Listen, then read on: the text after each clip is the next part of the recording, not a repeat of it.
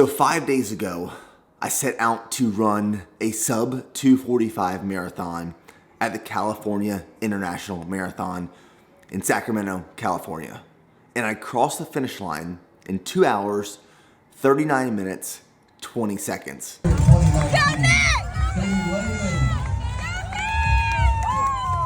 Which I am so excited about. So throughout this video, I'm gonna break down that race, that performance, and that outcome. But first, we're back to running. So I'm gonna go log a nice, easy 5 miles.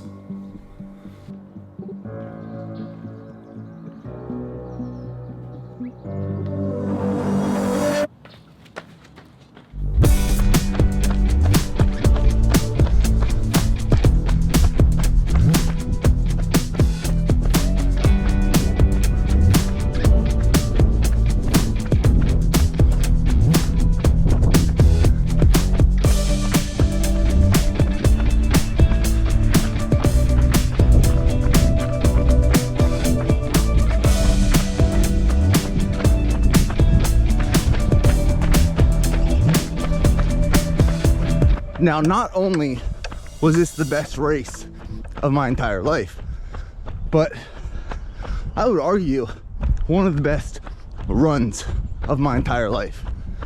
And when we get back to the house, I'll go over my splits.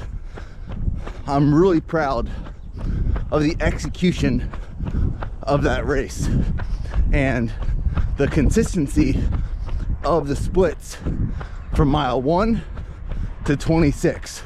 Also, an indicator of the level of conditioning that I brought into CIM is how fast I recovered and how little I was destroyed post-marathon. Now, obviously, central nervous system was taxed, legs were a little sore, feet hurt, as expected. But the day after the race, I could have went and logged some miles. I wasn't wrecked. I wasn't obliterated. I could walk fine, move fine. Tightness and soreness, yes.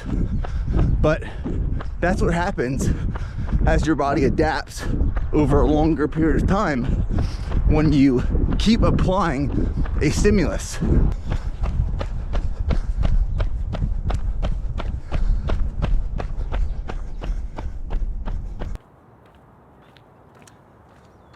Five miles done, 37 minutes, 20 seconds at a 7:28 minute per mile pace.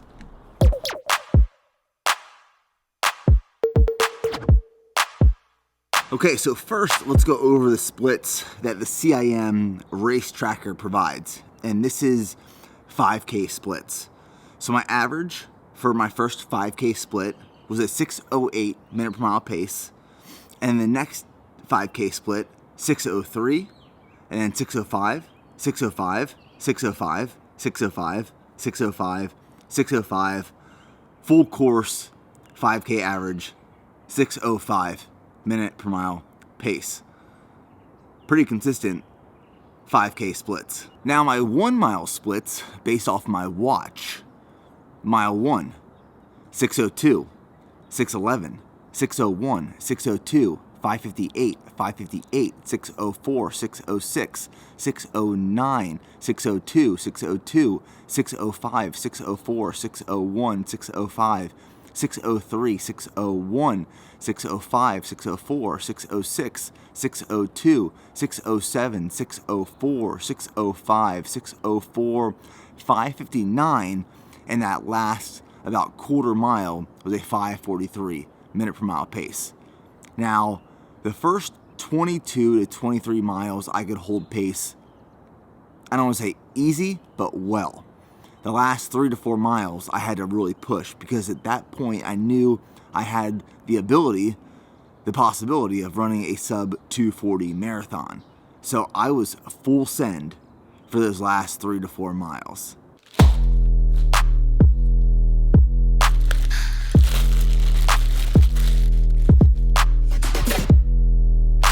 Now I woke up Sunday morning, which was race day, at 3 a.m. Made my coffee, went to the bathroom, and by 4 a.m. I was having my first meal, which was one cinnamon raisin bagel, honey on that bagel, and a banana on the side. That was part of my first meal. I also consumed about 20 ounces of water with 2 scoops of G1M Sport and 1 scoop of electrolytes. I wanted to get in hydration and carbohydrates about 3 hours out from the race because the bus left for the starting point at 4:30 a.m. Now, CIM is unlike any other race I've done before because it's a point-to-point race, meaning that you start at one point and you end at a completely different point.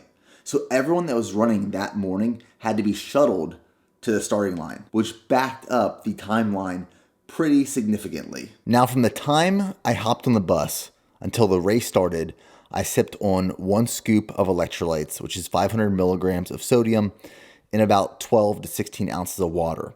And then at 6 a.m., 1 hour before the race started, I had a Go bar. During the race, I had a Go gel at mile 4, 8, 12, 17, and 21. And then I had water and electrolytes on course that was at the aid stations. And if we put some numbers behind these food items, the bagel had roughly 55 grams of carbs, the banana, 30 grams of carbs, honey, 35 grams of carbs, 2 scoops of G1M Sport, 40 grams of carbs, and the Go bar, 36 grams of carbs, for a total of 196 grams of carbs before the race even started. And then during the race, 5 gels, 24 grams of carbs per gel gives you 120 grams of carbs total during the marathon.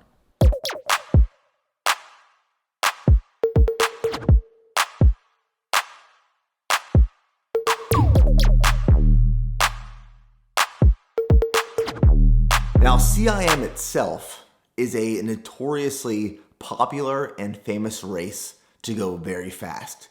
It is an Olympic trial qualifier, so there are a lot of people putting out massive efforts. I was very surprised how many people were moving into the crowd at the starting line at a time below 3 hours.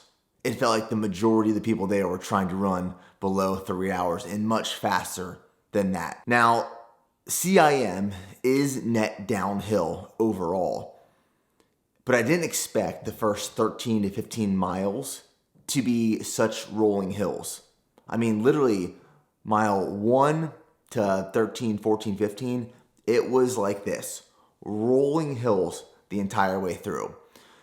Which now looking back, all my training being in Middle Tennessee on a lot of hills definitely prepared my quads for the beating going down. That is and was one of my concerns earlier on in the race as we were hitting some of the downhills after going up the uphill, is that when you're going downhill at faster paces, that pounding on your quads can compound very quickly and you can blow out your quads or start cramping later on in a race.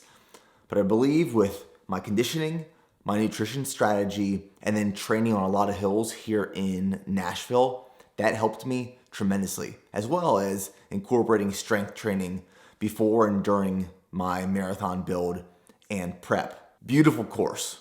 Weather, ideal. I believe we started that morning maybe mid 40s and sun came up pretty quickly. End of the race, maybe low 50s. If that. I was sweating more in the beginning than I thought, which is why I stayed on top of my hydration and electrolyte consumption very precisely during the race, which allowed me to power through, not cramp up, not bonk at all. Beautiful course, but definitely more rolling hills than I would have expected based off of what I was told going into that race.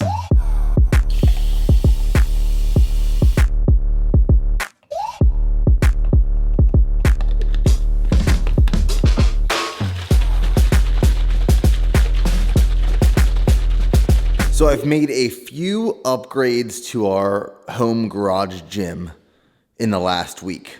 Added a few new pieces of equipment. One of those is this leg extension machine, which is right in front of our cables.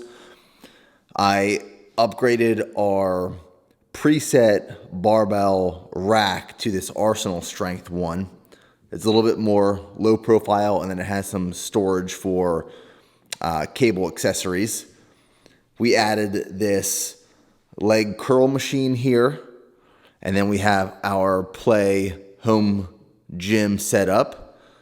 Dumbbells in the corner over there. We added this dip bar leg raise station, and then we have Steph's SoulCycle bike, and then Peloton treadmill. And the home gym, I can now say, I believe, is officially complete.